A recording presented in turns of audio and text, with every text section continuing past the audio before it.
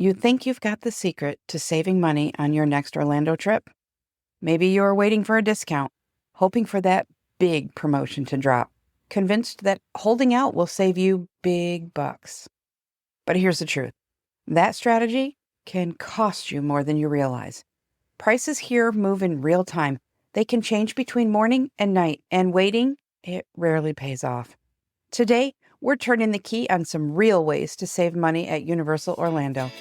No coupon clipping, no cutting corners on the fun, just insider knowledge that can keep hundreds of dollars in your pocket while unlocking your best vacation yet. Welcome back to Unlocking Universal, your key to all things Universal Orlando and beyond. Now here's your guide and unfair advantage, Holli. Today we're talking about one of my favorite topics. No, not horror nights. We're going to give that a break for now. Today we're unlocking how to actually save money on your Universal Orlando vacation. This isn't about skipping churros or buying fewer souvenirs. This is about booking smart, knowing how Universal's pricing really works, and using that knowledge to your advantage. By the end of this episode, you'll know the strategies that make the biggest difference in your budget and your experience. Let's start with one of the biggest things most people don't realize. Universal Orlando's hotels work on dynamic pricing. Now, Walt Disney World uses a version of this too. Their hotel rates are date-based and they do shift. But I'd call Disney Dynamic Light. If dynamic pricing was beer, Universal would be drinking Guinness while Disney's knocking back Miller Lite. Disney pricing tends to hold steady longer, and their price adjustments are slower and more predictable. Universal, on the other hand, or really Lowe's Hotels, since they own and operate Universal's resorts, they play with a much more flexible system. Prices here can shift not only by date or season, but also by demand, occupancy, even market conditions. If a bunch of people start booking the same hotel, rates can jump within hours. I've even seen small changes tied to weather or just how far out people are booking. Here's a real example. I quoted a client earlier this week, and less than 24 hours later, when the family had made their choices and decided to lock it in, the room in their package had gone up about $25. And in the same family's case, they were also adding a room-only reservation with an annual pass discount. That one went down about $20. Will that always be the case? No, but it shows just how fluid the system is. At the end of the day, it's about revenue optimization. I hate to be the bearer of bad news, but neither Universal nor Disney drops prices out of the goodness of their hearts. Discounts happen to fulfill occupancy goals, when they need to fill rooms or sell tickets as the case may be, not as a gift to their guests. That's why waiting for promotion is so risky, because it may never come. And meanwhile, the rate you saw 2 months ago has already gone up significantly. So when you book early, you're not just getting peace of mind. You're locking in the lowest available rate. And if something does change later, we can always price check it to see if it's to your benefit and adjust accordingly. But in my experience, 9 out of 10 times, guests who book early come out ahead. Another place where I see visitors either overspend or box themselves into a corner is how they book. When you book a vacation package, which would be a hotel and components like tickets together, you're choosing flexibility. Those features inside a package can be modified if your plans change. And packages themselves, they're 100% refundable right up to 46 days prior to your arrival. That's a big window, and it gives us plenty of wiggle room if a new promotion comes out or something shifts in your schedule. Now, if you book a hotel in one reservation and get tickets separately, those tickets are non-refundable the minute you hit purchase. No flexibility there. No price checks later. You're basically locked in. And here's something else most guests don't realize. Universal actually allows us to stack certain discounts. But the way we can do that is inside packages, not on separate standalone rooms or tickets.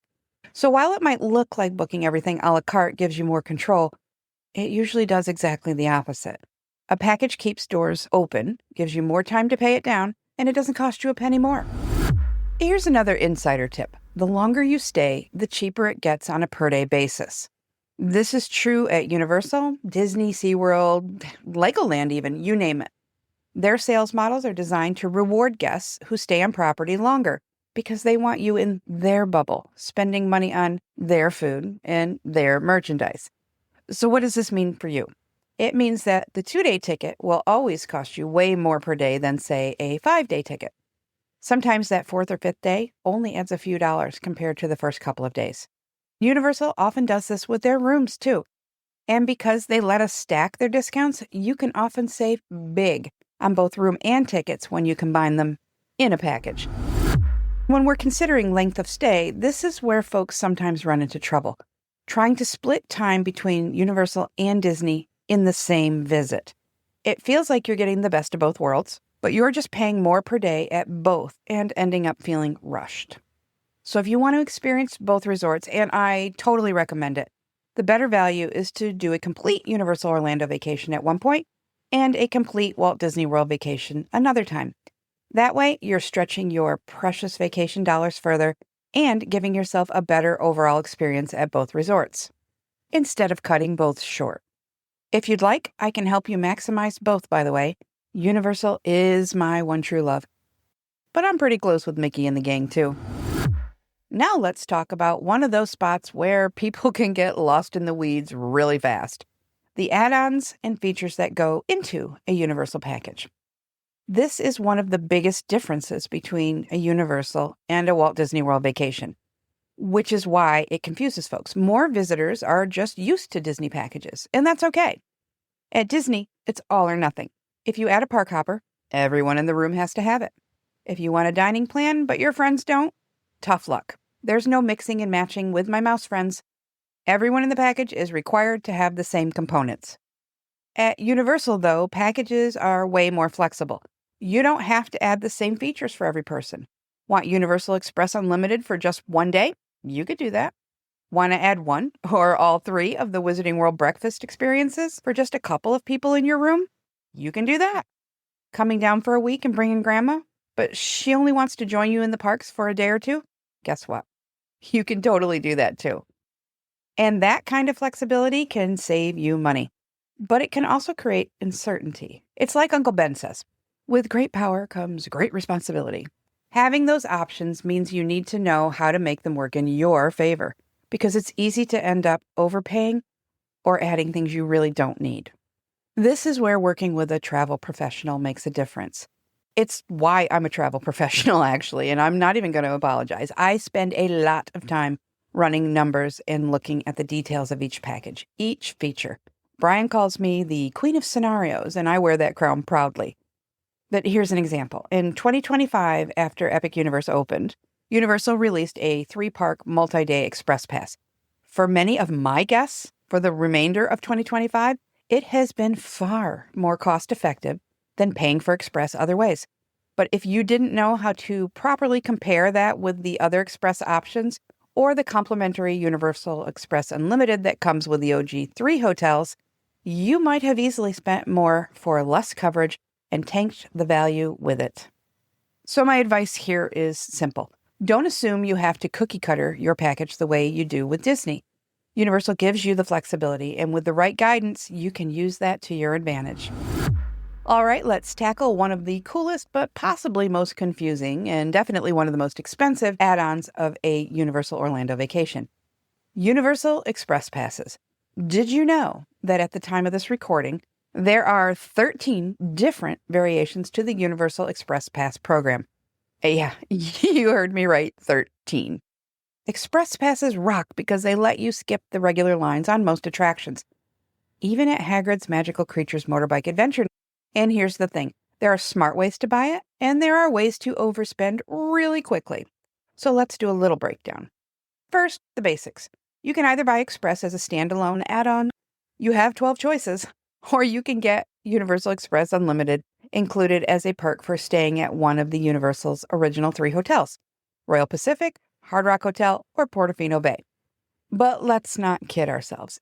It's included as a perk, but we're paying for it one way or another. And here's the really important detail a lot of people miss now that we have the amazing Epic Universe. That Express Unlimited perk only applies to 2 parks, Universal Studios and Islands of Adventure. It does not include Epic Universe or Volcano Bay. And while you'll see a lot of speculation online, every bit of information we've gotten from Universal consistently tells us that this perk will not be extended to Epic for various reasons. Could Universal work a magical deal with Lowe's again and surprise us someday? Of course. How amazing would that be? However, I know for a fact that Universal is highly committed to preserving the guest experience at Epic Universe. They've found that guests act differently at Epic. They go earlier, stay later, stay longer. That's why the 2025 ticket options have been so different, and also why we don't have all the ticket and express options for 2026 yet. So unless you heard a message from future Holli at the beginning of this episode, keep wishing, keep your fingers crossed, but I wouldn't plan on it. Right now, in 2025, Universal is testing something brand new. I mentioned it earlier. That's the 3-park multi-day express pass. I told you for many of my guests, it has been a quantum leap. Here's why.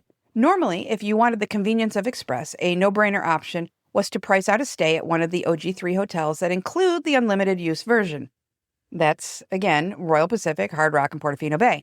But with the multi-day express pass, guests are able to choose any of the other resorts and add on express across all 3 of the dry parks. Yes, including Epic Universe.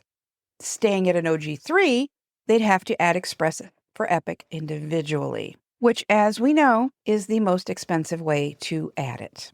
The way that multi-day express is priced, the more days you add, which runs from 2 to 5, the deeper the discount. It goes without saying that the value compared to buying express day by day was immense.